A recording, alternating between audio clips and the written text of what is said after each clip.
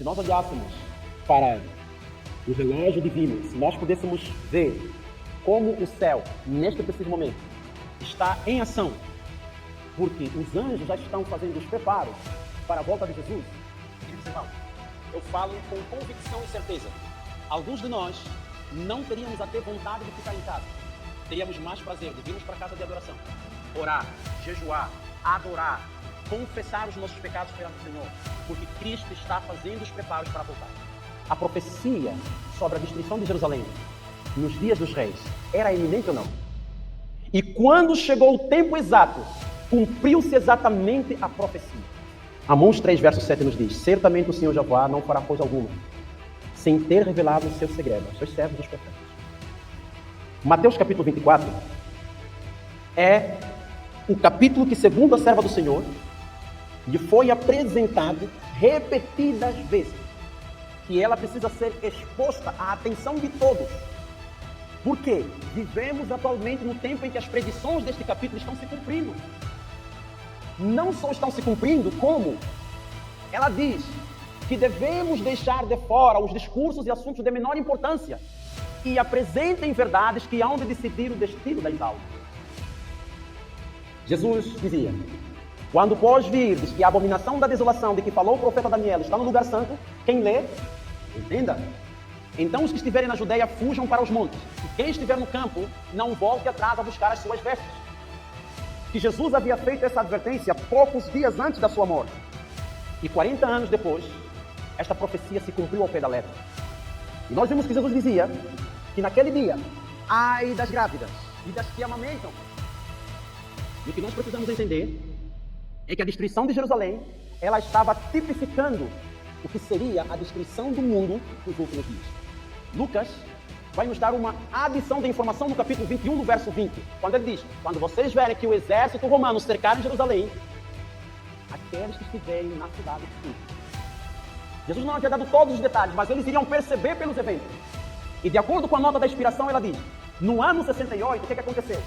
Céspio, filho de Tito, ele chega em Jerusalém, sitia a cidade, cerca Jerusalém, mas depois, subitamente sem explicação, ele deixa o cerco. Nenhum cristão pereceu na destruição de Jerusalém. Cristo fizera a seus discípulos o aviso, e todos que creem em sua palavra aguardaram o sinal prometido. Depois que os romanos, sob Sexto, cercaram a cidade e inesperadamente abandonaram o cerco, Deus estava conduzindo os eventos para o bem do seu próprio povo. Subiam essas palavras. O sinal prometido fora dado aos cristãos, expectantes, e agora se pronunciou a todos a oportunidade para obedecer o aviso do Salvador. Foi providenciado, queridos. Eles entenderam o sinal dos tempos. Será que realmente nós estamos entendendo o sinal dos tempos? Por isso Jesus disse: ai das mulheres grávidas e das que amamentam naquele dia. E literalmente se cumpriu. As mulheres cozinharam seus filhos. Os filhos recebiam a comida na boca dos seus pais idosos. Soldados comiam couro de suas bocas. A fome era tanta que o amor desapareceu. A pestilência tomou conta das pessoas. Antes mesmo que os romanos começassem a matar todo mundo dentro da cidade. E depois da peste, veio a espada. Será que a gente consegue perceber que isso é um modelo para os nossos dias? Será que Jesus falou também de pestilência e falou de guerra? E ouvireis de guerras e rumores de guerra. Olhai e não vos assusteis, porque é mister que tudo isso aconteça, mas ainda não é o fim. Portanto, se levantará nação contra nação e reino contra reino. E haverá fome e quê? Pestilência e terremotos aonde? Em vários lugares. Mas todas essas coisas são os princípios de dores. Existem eventos que, de acordo com a profecia da Bíblia, teriam que ocorrer aonde? Na terra. Será que nós estamos ouvindo rumores de guerra? Quando você liga os noticiários, a notícia, será que nós estamos ouvindo rumores de guerra? Jesus dizia: portanto se levantará nação contra nação. Só que tem um outro evento que está ali conectado. Em volta de toda essa confusão, ele diz: haveria peste. Vocês sabiam? Os cientistas já anunciaram uma nova pandemia que será mais terrível que o coronavírus. Já está sendo anunciado. Vocês percebem como há uma grande conexão nesses eventos? E nesse mesmo período, diante de guerras e rumores de guerra, diante de assuntos ligados a pandemias, pestes, o que é que nós estamos ouvindo também? Terremoto, queridos. Amados, inundações, incêndios em séries aconteceram aqui mesmo na América do Sul. Não está muito distante o tempo em que, como os antigos discípulos, seremos forçados a buscar refúgio onde? Em lugares desolados e solitários. Como o cerco de Jerusalém pelo exército romano era o sinal de fuga para os cristãos judeus, assim, ao arrogar-se nossa nação o poder para decretar obrigatório o dia de repouso papal, será uma advertência para nós. Devemos estar nos preparando para mudarmos para um país melhor, isto é, o celestial. Olhem como o diabo preparou a pandemia. Irmãos, a pandemia foi um teste e eles já perceberam que vai dar tudo certo. Desde que chegou o negócio de... como é que é? Distanciamento social. E as pessoas já estavam socialmente distanciadas. Vejam como está se cumprindo o amor esperado nos últimos dias. O amor está esfriando cada vez mais. Na Índia, China, Rússia e cidades da América, milhares de homens e mulheres estão morrendo de fome. Os homens endinheirados são os que controlam a economia mundial. Controlam o mercado. Olhem bem, sublinha a palavra controle. Ellen White escreveu em 1899 e parecia que ela já conhecia o Fórum Econômico Mundial. Né? Uma coisa foi criada recentemente, mas parecia que ela já conhecia o Fórum Econômico Mundial. Mas olha só, sublinha a palavra. O que seria controlar o mercado? Economia, certo? Muito bem. Eles compram a preços baixos tudo o que podem obter e depois vendem a preço muito maior. Isso significa fome para as classes mais pobres e resultará em uma guerra civil. Sublinhem, guerra civil. Haverá um tempo de angústia como nunca houve desde que houve nação. Naquele tempo se levantará Miguel, o grande príncipe, que representa os filhos do teu povo. E haverá um tempo de angústia como nunca houve desde que houve nação até aquele tempo. Naquele tempo, o teu povo será liberto. Todo aquele que for achado escrito no... O que mais está fazendo? Ellen White está conectando eventos, prestem atenção. E que declaração é? E qual texto é que ela usa? Daniel, capítulo 12. Daniel, capítulo 12. Ele vem depois do capítulo 11. E que evento está descrito no capítulo 11 de Daniel? Quais eventos faltam se cumprir no capítulo 11 de Daniel? Será que estamos muito distantes de se fechar? O tempo presente é de dominante interesse para todo vivente, governadores e estadistas, homens que ocupam posição de confiança e autoridade, homens e mulheres pensantes, sublinha a palavra homens pensantes, de todas as classes, têm sua atenção posta nos acontecimentos que tomam lugar ao nosso redor. Estão observando as relações que existem entre as nações. Eles examinam a intensidade que está tomando posse a cada elemento terreno e reconhecem que algo grande e decisivo está para acontecer e que o mundo está no limiar de uma crise estúpida. Agora, eu quero falar para vocês sobre 2024. Estamos falando de Mateus capítulo 24. Será que isso é coincidência? Bom, pode ser coincidência, mas o que eu quero dizer para vocês é que 2024, alguém poderá perguntar, o que esse ano tem a ver com o que está sendo apresentado? Vou dizer para vocês. Quer dizer,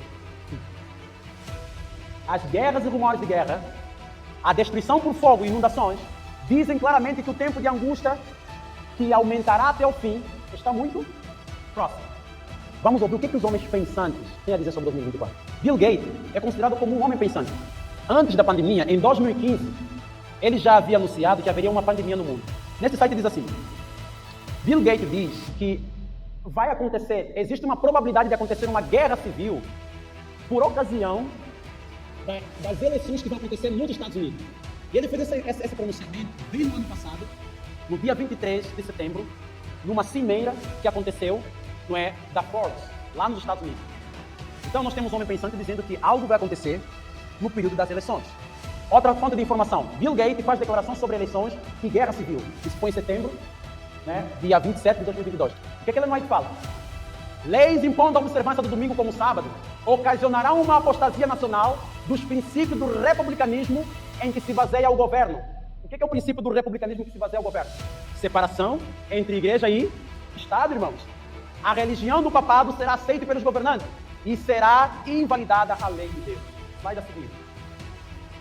Quando nossa nação, Estados Unidos, em sua Assembleia Legislativa, promulgarem leis que restringam a consciência das pessoas quanto ao seu privilégio religioso, impondo a observância do domingo e exercendo o poder opressor contra os que guardam o sábado e sétimo dia, a lei de Deus será, para todos os efeitos, o quê? Invalidada em nosso país e a apostasia nacional será seguida de quê? Ruína nacional. Qual palavra poderíamos substituir pela palavra ruína? Desolação. Destruição. E os colapsistas estão dizendo que estão prevendo que até 2024, alguns estão puxando um pouquinho até provavelmente 2026, haverá um colapso da nação norte-americana. Pedro diz, havendo pode acontecer todas essas coisas, que tipo de pessoa você deve ser hoje? Porque a palavra do Senhor nos diz que o juízo de Deus começará primeiro pela casa do Senhor. E ele diz, ora, quando estas coisas começarem a acontecer, olhai para cima, levantem vossas cabeças, porque a vossa redenção está pronta. Alegrai-vos, diz a palavra do Senhor. Ergam os olhos para o céu. Parece que é um motivo de tristeza, mas não, irmão. Tudo isso está apontando que o fim está muito mais próximo. Daqui a pouco iremos embora para o lar, irmão. Aonde não veremos mais nossos queridos amados serem enterrados. Aonde não teremos mais doença. Não poderemos dizer adeus a mais ninguém. Aonde só haverá alegria, queridos irmãos. Jesus está voltando. Essa é a mensagem dos nossos dias, queridos. É só verem como as igrejas hoje não estão alertando o mundo. Uma mensagem de falsa segurança está sendo pregada. Achas que não é apenas ouvir Deus é amor, Deus te ama, não importa como você anda. Irmãos, eu não vou pregar isso. Porque há uma morte a evitar. Há um inferno a evitar, irmãos, e um céu a alcançar. Nos sentimos tão confortáveis com o tipo de cristianismo que nós levamos hoje. Cristianismo meio light. Tudo vale, tudo é permitido. Achamos careta quando Deus diz, filho meu, não faça isso. Mas é tudo para o nosso bem. Porque Ele quer a nossa salvação. Ele quer nos salvar, queridos. Foi para isso que Cristo veio ao mundo. E nós precisamos aceitar Jesus. Se nós ainda amamos o mundo ainda nos atrai, é porque ainda não estamos convertidos. Ainda não nascemos de novo. Não morremos para o mundo. E se você e eu não morremos para o mundo, todos esses eventos que nós apresentamos aqui, vai amedrontar você sim. Porque você não está preparado. E se você percebeu, quão próximo está o decreto dominical, a um passo, e eu, irmãos, posso dizer, eu posso até estar errado, mas pelo que eu vejo, no próximo ano poderemos não escapar. Possivelmente. Porque esse povo tem que estar preparado para pregar para o mundo. Então nós seremos selados, nosso caso será fechado primeiro. E que tipo de cristão você é hoje? Precisamos buscar o caráter de Cristo hoje, irmãos, não é amanhã.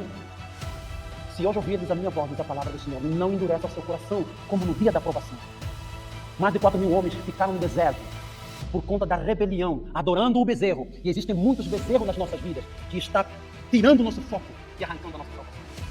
Que o Senhor possa nos abençoar. Que o Senhor possa ter misericórdia em nós. Tem sido a minha oração todos os dias. Que Deus tenha misericórdia de nós, do seu povo, da sua igreja. Porque, irmãos, se hoje ao irmos para casa e ouvirmos que o decreto dominical sai hoje, nós estaremos perdidos. Porque não estamos preparados. Tanto é que por essa razão que muitas vezes a gente tem mais tempo para ficar no TikTok, nas redes sociais, e nos cansamos de ouvir uma pregação de 2 horas. O Senhor Jesus está chamando cada um de nós. Ele está dizendo, vem a mim, como você está, mas eu quero que você seja como eu sou, não como você é. O critério para a salvação não é a minha opinião, não é o meu padrão, mas é o padrão de Deus, expresso pela sua palavra, irmão. Se isso não é céu, não é eternidade.